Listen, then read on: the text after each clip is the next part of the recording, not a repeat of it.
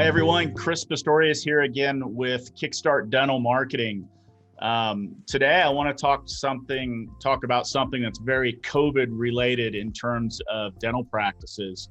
You know, a lot of our clients ask us right now, what's the best way to show our potential new patients and our existing patients some of the safety precautions that we're taking to make sure that our patients are safe when they come to see us. And you know, unfortunately, most people or most of the general public don't really realize that actually a dental practice is probably one of the safest places to be during COVID, just because of all the extra precautions and measures that dental practices are taking. So I thought today it'd be a great idea to bring on Jordan Armstrong. He is the managing partner of Sky5 Cleaning, and they specialize in commercial cleaning in healthcare.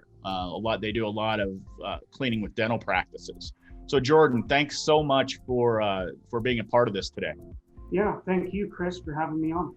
Sure, I know you're really busy right now because of all the COVID stuff going on, but again, I appreciate you coming on and just maybe helping educate some of our listeners about what they can do specifically to help make sure that their practices are staying clean, and maybe give them some tips on the things that you do for your clients to make sure everything's staying clean. So why don't you first of all just tell us a little bit about your business and how you do things? Sure. So Sky5 Cleaning Systems, we are a commercial cleaning company. And as you mentioned earlier, we have a lot of clients within the healthcare spectrum. And we provide everything from janitorial services to specialty services such as deep cleans. A lot of our services right now are related to COVID-19, going in there and disinfecting and providing a safe space for patients. Okay, that's great. I mean, I know that, you know, environmental things certainly will make businesses pivot and change. And, you know, being in the cleaning industry, I'm sure you've seen a lot of that change and pivot towards COVID specific measures with healthcare facilities. I know that we were talking off air just before we started the recording here about, you know, how you got pulled in late last night to go to a healthcare provider and do some emergency cleaning because of a breakout they had. Could you maybe detail what it is that you do specifically in healthcare when you go to in a situation like that? What kind of products do you use? I mean, are there specific cleaning methods? How does that work? Sure. Yeah, so one of our clients had an outbreak, and because it's a healthcare space, there's a lot of regulations, a lot of procedures that you must follow. So I'll just give you an example. Last night, you know, we have to suit up. We have to make sure that we have all the necessary chemicals that adhere to the CDC guidelines. And when you walk in, you want to be as cautious as possible. And really, you're covering the entire building. It's not just the floor, it's not just high touch points, but you ultimately want to fog. We use foggers, and they're very efficient, especially in certain facilities, because of the fact that you can cover so much without getting all these expensive equipment, computers, all of that wet. So you want to make sure that you have the right equipment when you're performing these services, because they do vary from clinic to clinic. Right. And so not only will we do that, but before we even do that, Chris, we like to start with a clean building.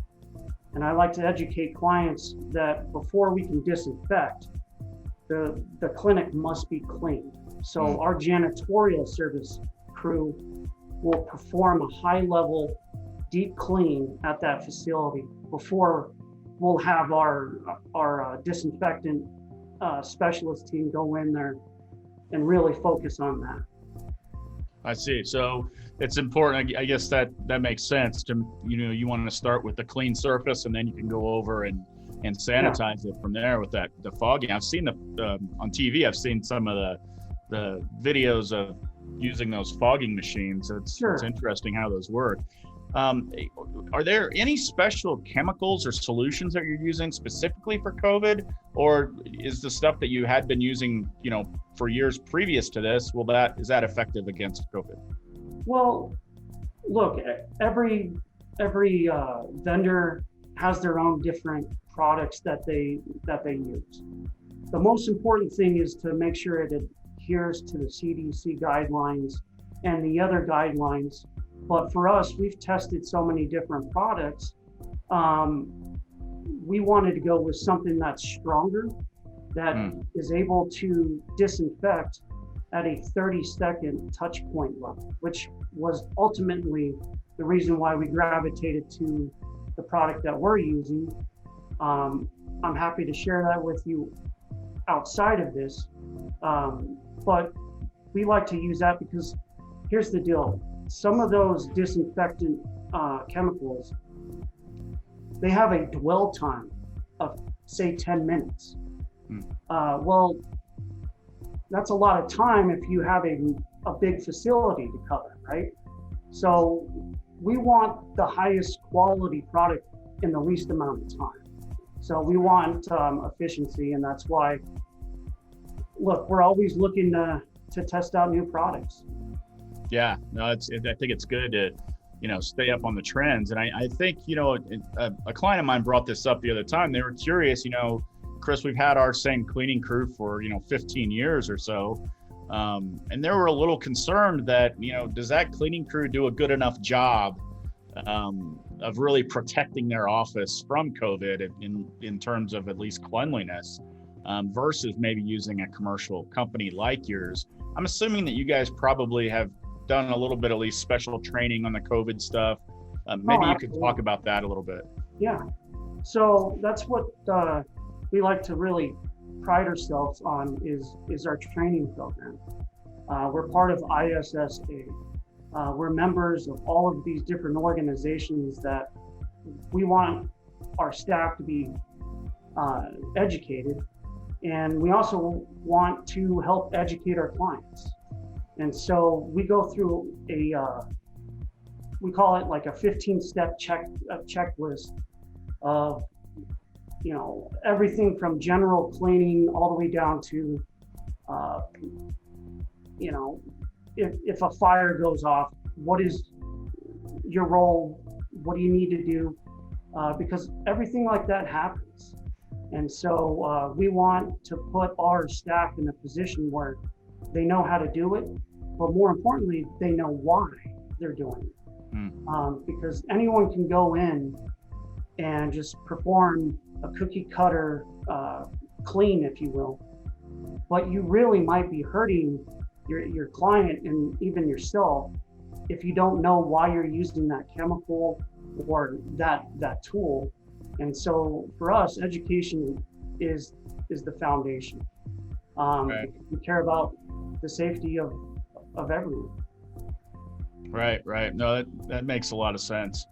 How often do you think, without saying there wasn't an outbreak or any known cases from an office, how often should a practice, go through a deep cleaning like this? Is this a daily thing, weekly thing, monthly thing? What do you see?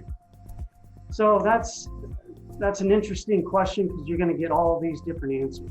Yeah. I like to start with almost looking at it like forensic cleaning. I use that because it depends on the amount of traffic. How many people are really coming in. If it's a smaller clinic and you're not seeing a lot of patients, maybe you don't need a deep cleaning every single day. Maybe you just need it once a month, once every 3 months.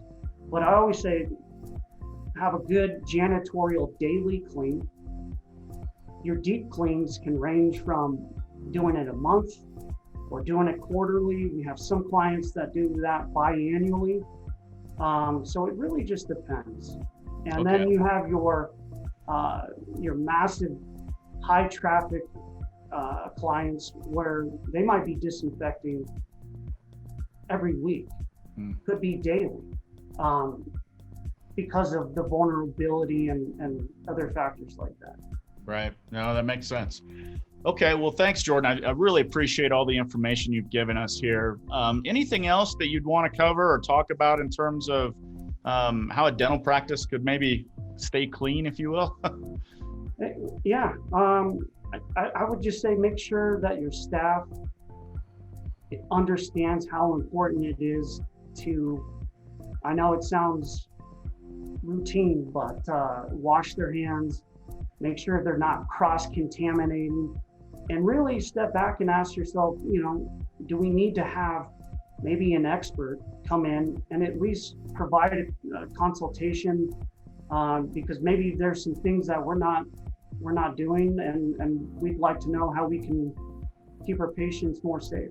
Yeah, no, that makes sense. And, Jordan, that brings up a good point. I think that you said that typically for people watching this segment and may have some questions for you, number one, what's the best way to reach you? And then number two, I think you said you'd be willing to do even a free kind of, I don't want to say analysis, but estimate on what it might cost to do and how often they should probably think about doing it based on, the traffic and how busy they are. So how could we get a hold of you, first of all? And then secondly, if you could talk about how that estimation process goes.